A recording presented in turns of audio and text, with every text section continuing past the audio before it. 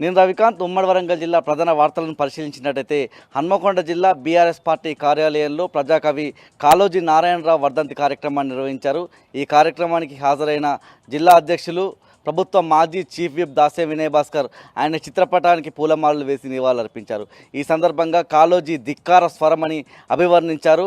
తెలంగాణ రాష్ట్ర ఏర్పాటుకు ముందు కనీసం ఆయన పేరిట కళాక్షేత్రం నిర్మించడానికి 300 గజాల స్థలం కూడా కాంగ్రెస్ ప్రభుత్వం ఇవ్వలేదని, బీఆర్ఎస్ అధికారంలోకి వచ్చిన తర్వాత ఆయన పేరిట పెద్ద కళాక్షేత్రం నిర్మించామని చెప్పి ఆయన గుర్తు చేశారు. దాంతోపాటు వరంగల్ కేంద్రంగా కాళోజీ నారాయణరావు యూనివర్సిటీ కూడా ఏర్పాటు చేశామని ఆయన గుర్తు చేశారు. జనగామ జిల్లా ప్రధాన వార్తలను చూసినట్టయితే గత యాసంగి సీజన్లో పంటలు ఎండిపోయిన ప్రాంతాల్లో బీఆర్ఎస్ అధినేత కేసీఆర్ పర్యటించారు.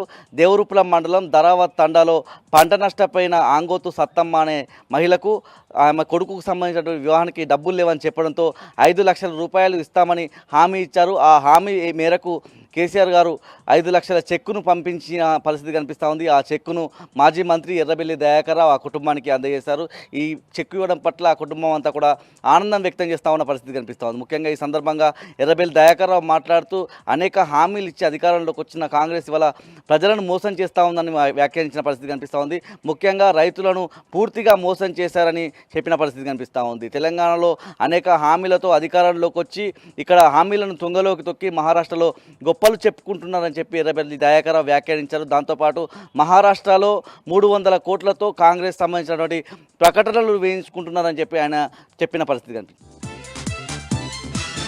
జనగామ జిల్లా నుంచి మరో వార్త చూస్తున్నట్టయితే ప్రజాకవి కాళోజీ నారాయణరావు వర్ధంతి సందర్భంగా దేవరూపుల మండలం మాదపురం గ్రామంలో ఆయన చిత్రపటానికి పూలమాలలు వేసి మాజీ మంత్రి ఎర్రబెల్లి దయాకర్ రావు నివాళులర్పించారు. ఈ కార్యక్రమంలో బీఆర్ఎస్ మండల పార్టీ నాయకులు కార్యకర్తలు పాల్గొన్నారు. ముఖ్యంగా కాళోజీ నారాయణరావు ఆశయాలను ముందుకు కొనసాగించాలని నినాదాలు చేశారు. ములుగు జిల్లా ప్రధాన వార్తలను చూద్దాం. రాష్ట్ర మంత్రి సీతక్క ఇలాకాలో పూర్తిగా వైద్యారోగ్య శాఖ నిర్లక్ష్యంగా పనిచేస్తున్న పరిస్థితి కనిపిస్తూ ఉంది.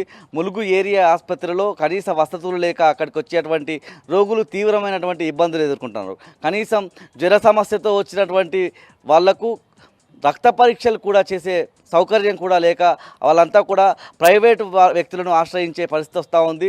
ఇప్పటికైనా రాష్ట్ర మంత్రి సీతక్క చొరవ తీసుకొని అక్కడ వసతులు కల్పించాలని చెప్పి అంతా కూడా కోరుతున్నారు.